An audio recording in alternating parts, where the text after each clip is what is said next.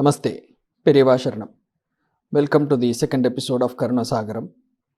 Just as a quick recap, in the last episode, we were talking about this beautiful story in the Brihadaranyaka Upanishad, where Brahma said the same advice or one syllable kind of an advice to three categories of people, namely Devas, Asuras and humans. The same Akshara called Da, and how each of them interpreted in three different ways, like Damyata, Datta, Dayadvam. So now, as part of this explanation, Sri Mahaswami quotes the Bhashyam written by Sri Adi Acharya for Brihadaranyaka Upanishad, and then he says, Acharya has clearly mentioned that these words of advice are not just meant for Devas, Asuras and humans, but all the three pieces of advice are indeed applicable to the whole of mankind. So in the Bhashyam, Acharya says, even if somebody has got all the good qualities in him, but he is unable to win over the Indriyas, he is unable to control his senses, these kind of people represent the category of Devas. Because generally there are a lot more stories and Puranas where we see that Devas are people who are involved in a lot of enjoyment, so to say, and they do not necessarily have control over their senses. So on this point, it is probably relevant to even look at the shloka number 95 of Saundarya Lahari, which is again a beautiful stotra written by our Adi Acharya. So in that shloka, which starts as Purarateer Antah Puramasi, Acharya talks about Ambal and says, she is not reachable to people who do not have control over their senses or those who have not mastered their senses. So in that particular shloka, he addresses the Divine Mother and he says, you are in the inner apartments of Shiva, and therefore the rules of propriety in the worship of your divine feet is not so easy for those with fickle senses.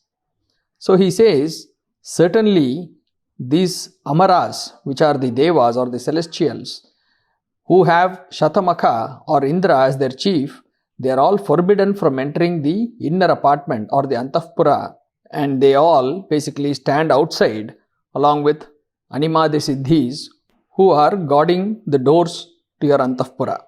So clearly he brings out in that shloka that Devas or the Amaras, they do not have so much of control or mastery over their senses, and then they are engaged in a lot of enjoyment. So even humans, people like us, if we have all the good qualities, the best of qualities, but we have not achieved mastery over our senses, then we can be categorized as Devas, because they also have all the other good qualities, but just this one could be a missing element. So if we belong to this category, then automatically the advice of Damyata applies to us, because now we have to exercise control over the Indriyas or the senses. So it clearly applies to humans also. So that's the first part. And going to the second, Acharya talks about the human nature in general. All of us by default, have this habit of saving for ourselves and looking at ourselves and our family in the first place. And then we imagine that any kind of giving that we have to give, any charity that we have to do, is all after we have taken care of our own families first. So in Tamil there is a saying which goes like this, Tanakku Minji Danam, which literally translates to, we can give charity after we have spent for ourselves or after we have covered ourselves, basically. That's the literal meaning of that word. And then for this very same proverb, Sri Mahaswami gives a different understanding. The very same proverb, he says, when you say Tanakku Minji Danam, it does not mean that you can give charity only after you are fully covered. It actually means the other way around, that you should go even above your limits and give charity. So even if it means you are not covered fully by your savings, etc., you should even find ways and means to still cross that limit and somehow try and do some charity. So that's the message that Mahaswami has for all of us, and that's the very same thing that we see in the Brihadaranyaka Upanishad Bhashyam that Acharya has done, where he says humans in general have this behavior of first saving for themselves and for their own families and all that. So the motive of just doing for themselves first is always there. But we have to step out of that limit and then start thinking about datta. Please start thinking about giving to others. That is very important. So that's the second one. And then the third one, he says, is dayadhvam, which was originally meant for the asuras because they are not so popular for being compassionate. It's indeed the other way around. They are known to be very cruel towards other beings. And on this, Acharya draws parallel to us, and he clearly points to this particular quality inside a lot of us, where we tend to be, knowingly or unknowingly, we tend to be cruel towards other beings. Not necessarily just humans alone, but including every other creature on earth, including insects and trees and everything else. So here, when we behave with that kind of a cruelty, or when we don't have compassion in our hearts, then we take the form of asuras. So the third advice of dayadhvam applies to us because we take, as humans, we take one of these forms throughout our daily lives. We either behave as devas, have all the best qualities, but still, unable to control our senses, or the second version of being humans, we just do everything right, but just do it for our own families. And then the third category is sometimes we behave in a manner that completely disregards the rights of other creatures on the planet. So all these three particular words of advice, damyata, datta, dayadhvam, are clearly applicable to everyone in the mankind. So this is the wholesome advice given by Adi Acharya in his Bhashyaman Brihadaranyaka Upanishad, and this has been quoted extensively by Sri Mahaswami. So that's the piece of advice that he wants us to internalize and understand, which is why he goes at length to explain this in so many words. Now let's see how this Upanishadic story connects back to Maitrim Bhajata. So at this point, we also need to accept that the Vedas and Upanishads and Vedanta by itself, all these have been of great interest to a lot of foreigners, more than our own people, more than Indians by themselves. So much so that a lot of people from abroad, they came into India to read and understand Sanskrit. They took all the efforts to understand that so that they can translate Vedas into their own languages. So the essence of Vedas and the Vedantas, being the Upanishads, all these have gotten translated into multiple different languages. We can talk about people like Dr. Max Muller as an example, and there are like many others who have done enormous amount of service in this, in getting the messages out. So it has gone into various languages, including the English language. And this particular piece of advice that we are talking about, damyata, datta, dayadhvam, has gone so much into the West that it has been featured in a very popular poem written by the Nobel awardee T.S. Eliot. I'm sure a lot of us would have heard about T.S. Eliot's poems. So now he originally was born in Americas. As they say, history has it that he was born into a so-called Boston Brahmin family, though it's not really the same Brahmin as we speak of in India. But then there was a similar clan that was being called as Boston Brahmins because of the nature of the clan and the kind of power they had within the society and the kind of knowledge they had, etc. And in fact, there are a lot more popular figures within the Boston Brahmins cult. We can talk about Emerson as one other example. There are many more for that matter. So back to T.S. Eliot, one of his very popular metaphorical kind of poems is called The Waste Land, and this was written by him in the year 1922. So in that poem, and that's a long one, it goes to about 400 plus, maybe 430 or so kind of paragraphs. In that poem, towards the end, he goes on to talk about the exact same things from Brihadaranyaka Upanishad in the very same words of datta, dayadhvam and damyata.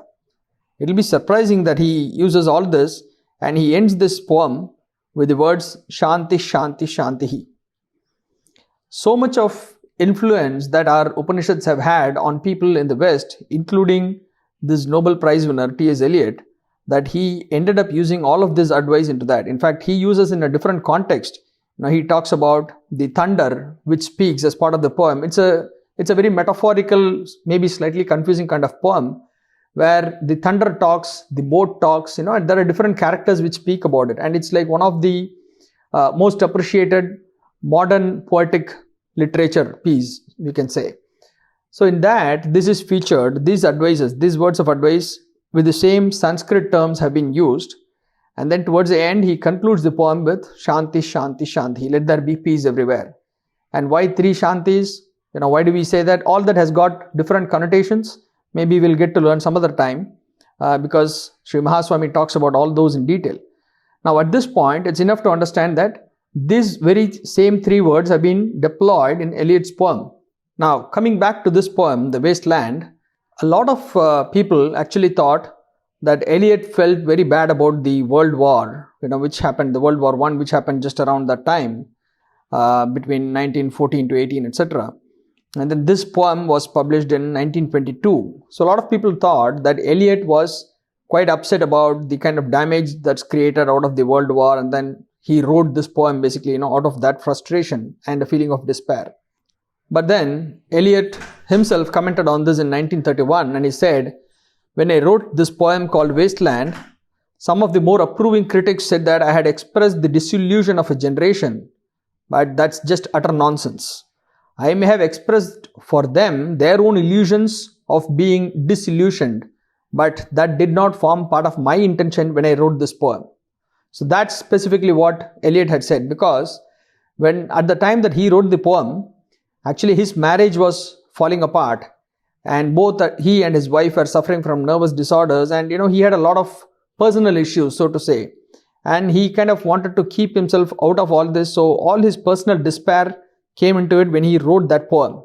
So it was not meant to be a universal advice or bringing out the ill effects of war, etc. It was his personal situation that prompted him, pushed him to write that particular thing.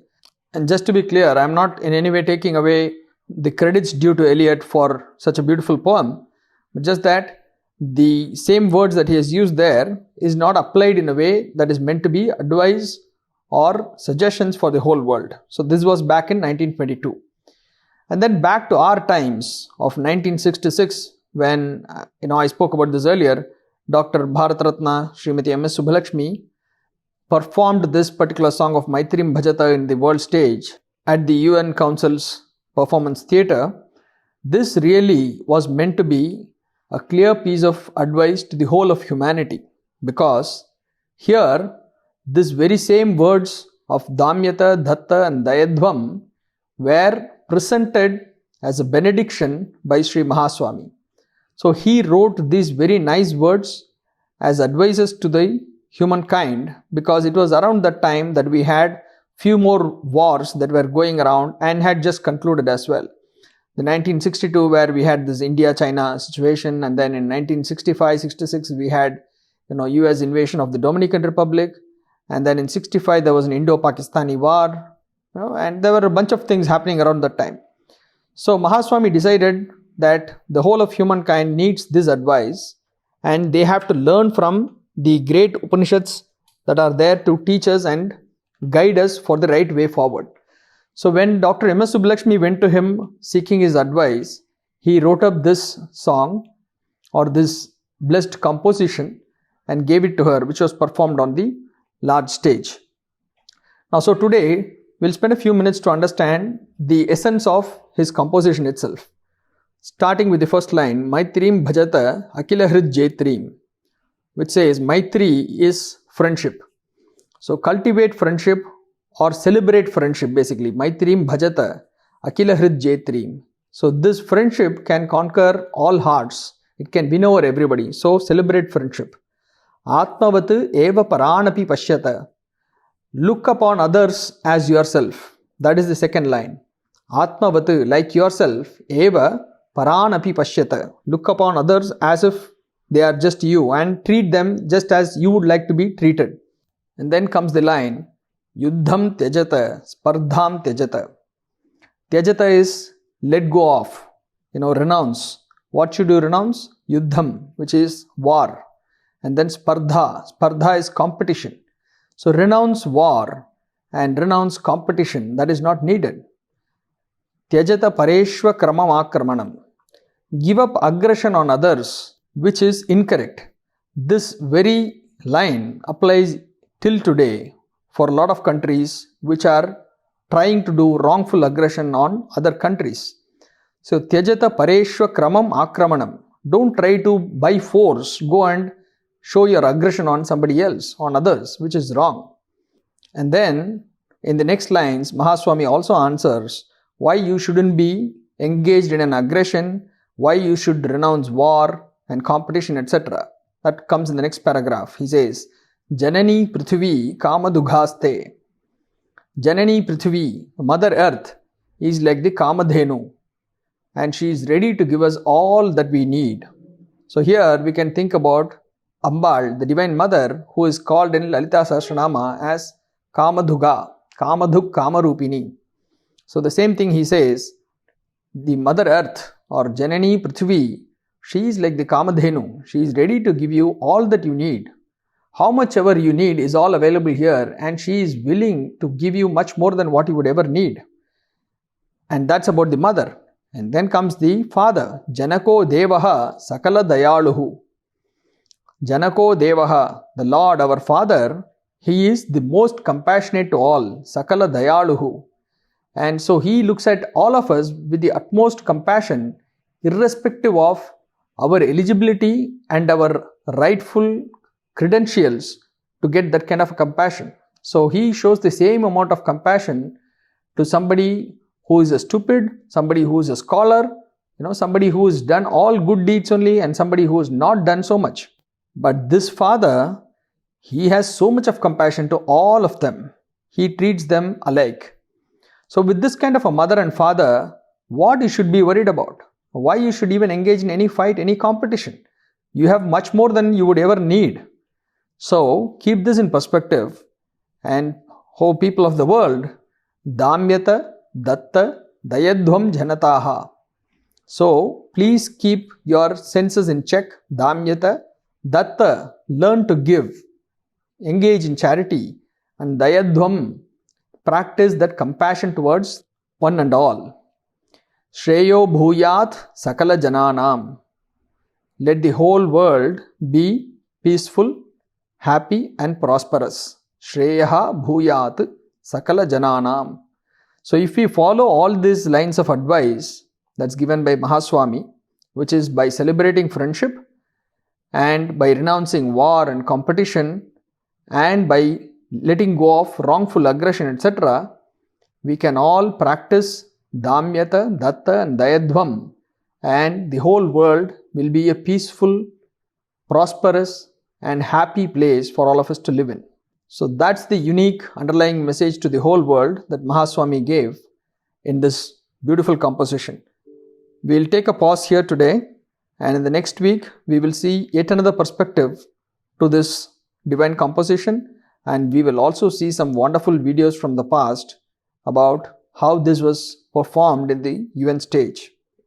Until then, stay immersed in devotion for Sri Mahaswami and enjoy the daily posts coming from Voice of Periva.